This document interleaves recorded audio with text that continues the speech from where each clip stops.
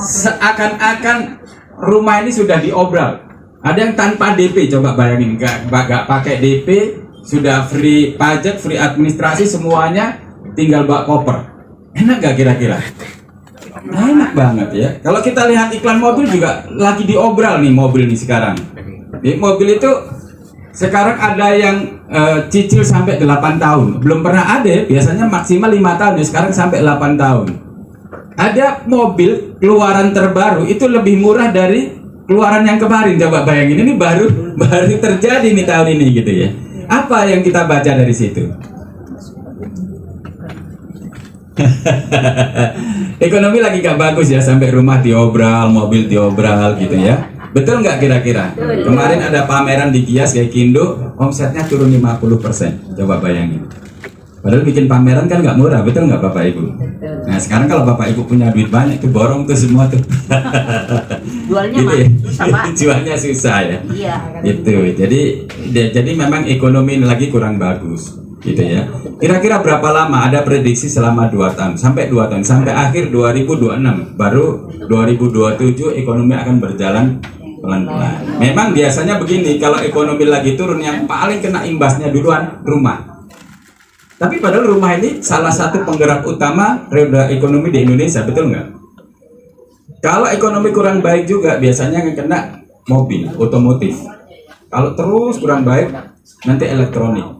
Nah kalau sampai makanan, minuman turun itu udah parah, udah seperti tahun 98, gitu ya. Terus apa lagi yang kita lihat sekarang ini? Saya lihat gini Bapak Ibu, berita itu ya. Anak-anak yang gagal ginjal, yang cuci darah, pernah dengar nggak? Pernah. Cipto banyak sekali, puluhan orang setiap hari. Iya. Bahkan diabetes untuk anak-anak Bapak Ibu itu kenaikannya 70 kali lipat. Berarti 7.000%. Coba bayangin, anak-anak. Apa yang kita baca nih Bapak Ibu? Menjaga kesehatan. Iya, jadi makanannya sembarangan gitu ya. Kita sering makan gaya hidup ke kafe, nggak ada nutrisinya. Yang kita makan cuman gula isinya, ya kan? Yang kita minum cuman gula, itu manis, rasanya enak, nggak ada nutrisinya sama sekali. Gitu. Nah. Terus kalau kita mau bisnis sekarang dalam kondisi ekonomi kira-kira seperti ini, bisnis apa yang paling bagus?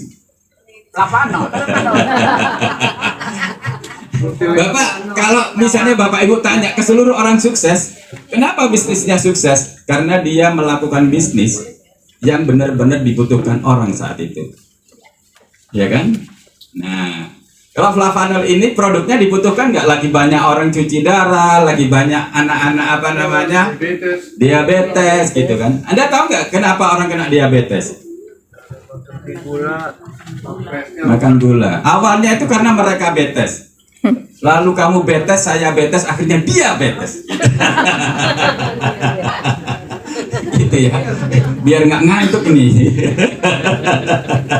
Gitu ya. Jadi ini menarik karena Flavanol ini benar-benar bisnisnya menarik. Saya coba produknya dibutuhkan dan bisnisnya itu sebetulnya sangat dibutuhkan. Kalau ada pilihan Bapak Ibu, pilihan ini A sama B.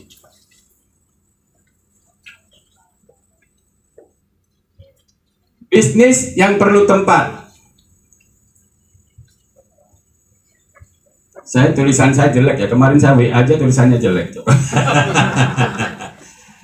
Terus ada bisnis yang tidak perlu tempat. Ada bisnis yang perlu keterampilan. Ada bisnis yang tidak perlu keterampilan. Bisnis perlu pendidikan khusus. Sini nggak perlu. Ada bisnis yang perlu pengalaman. Di sini nggak perlu. Kira-kira kalau ada tawaran bisnis A sama B, Bapak Ibu pilih mana? Nah, B ini namanya FHI Bapak Ibu.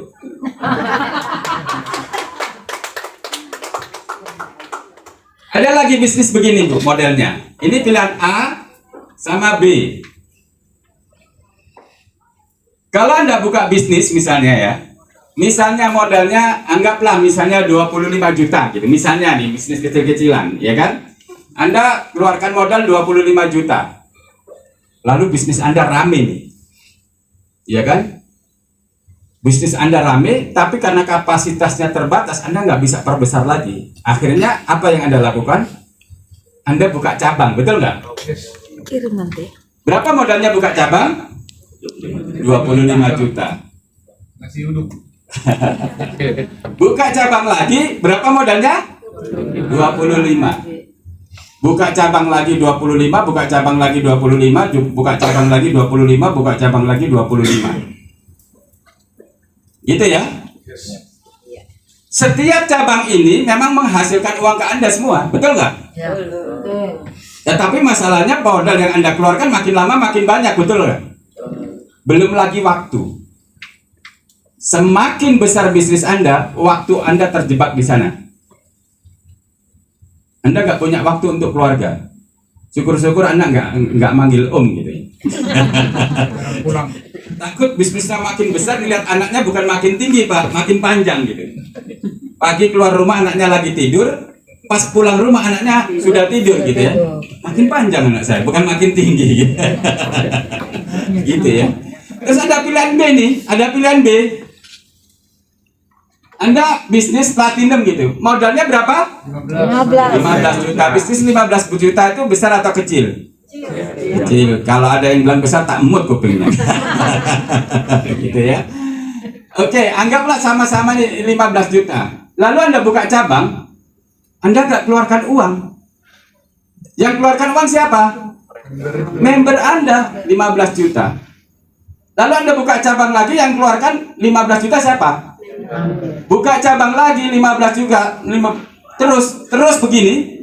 Ini yang keluarkan bukan Anda, tapi yang keluarkan member. Sama, setiap ini ada omset, ini menghasilkan ke Anda. Dan menariknya, ketika bisnis Anda besar, waktu Anda semakin santai.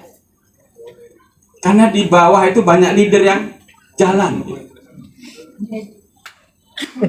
Saya belakangan ini ngurusin anak-anak saya, ada yang daftar SD, ada yang kuliah dan lain sebagainya, ngurusin begitu gitu.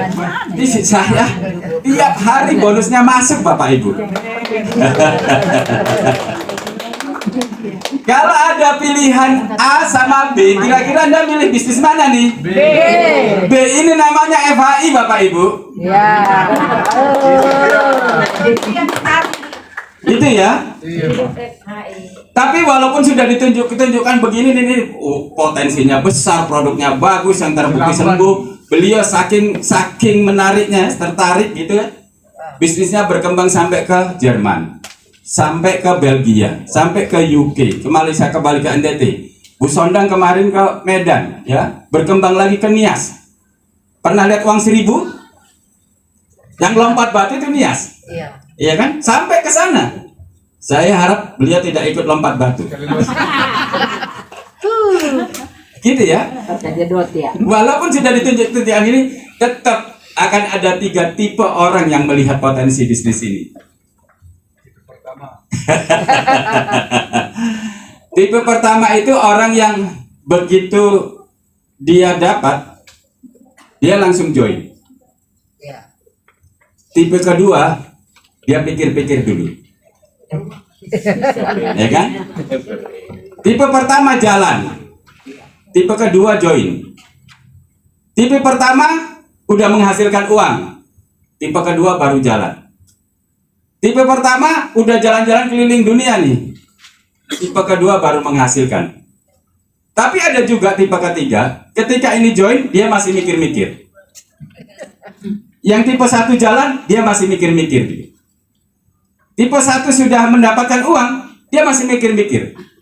Ini sudah keliling dunia, beli rumah, beli mobil, ini masih mikir-mikir. Akhirnya dia tidak jadi pengusaha, dia jadi profesor. Karena mikir terus.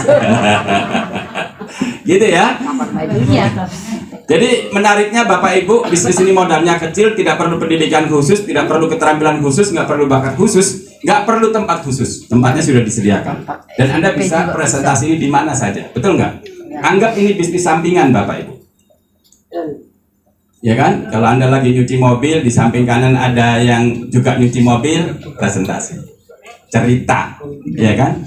Yang samping kiri ikut dengerin, gitu kan? Bisnis sambilan.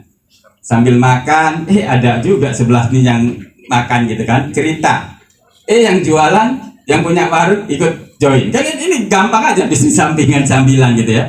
Kapanpun Anda cerita tentang bisnis ini. Jadi tidak perlu bakat khusus, nggak perlu keterampilan khusus, nggak perlu pendidikan khusus. Saya sampai sekarang nggak tahu bakat saya apa. Tapi bisa juga jadi master, alhamdulillah. Berarti semua Anda bisa juga jadi master. Tepuk tangan untuk Bapak Ibu.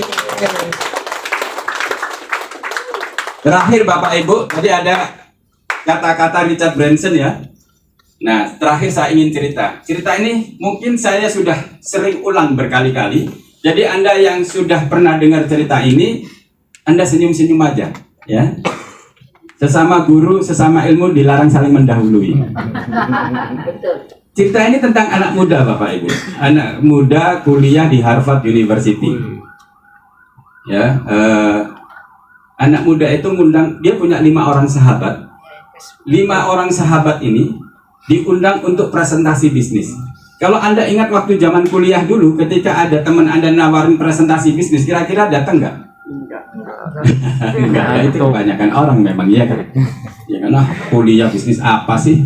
Ya kan? Biasanya zaman kita dulu kuliah, Pak, 3K yang paling melekat di hati kita.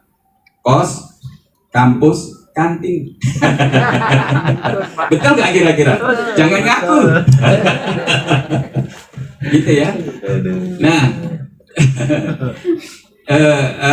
jadi dia ngundang 5 sahabatnya. Tapi yang datang 3 Bapak Ibu, yang 2 nggak datang.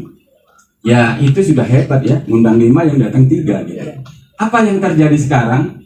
Si anak yang presentasi bisnis ini sekarang menjadi salah satu orang terkaya di dunia. Namanya Mark Zuckerberg. Siapa itu? Pemilik Facebook. Bagaimana dengan 3 sahabatnya tadi? Ternyata mereka juga jadi orang yang sangat kaya raya. Kenapa? Karena tidak hanya hadir di presentasi bisnis, dia langsung memutuskan, yes, saya join, invest di Facebook. Bagaimana dengan 2 temannya yang nggak datang tadi? Sampai sekarang nggak tahu kabarnya seperti apa. Jadi dari cerita ini Bapak Ibu, ternyata kalau kita lihat dari seluruh orang sukses di dunia ini, paling tidak ada 3 kesamaan. Kesamaan pertama, mereka berpikir dan berjiwa besar. Apa berpikir dan berjiwa besar? Mereka terbuka dengan sebuah peluang. Mereka mau belajar, gitu ya. Yang kedua, mereka cepat mengambil keputusan. Kalau dia lihat ini bagus, Richard Branson itu kenapa cepat kaya? Dia nggak ngerti di presentasi bisnis pesawat terbang, dia langsung invest. Cepat mengambil keputusan. Dan yang ketiga, mereka cepat bergerak. Jadi saran saya, setelah mendengarkan ini, cepat ambil keputusan, cepat bergerak, sukses untuk Anda semua. Go Freedom, terima kasih.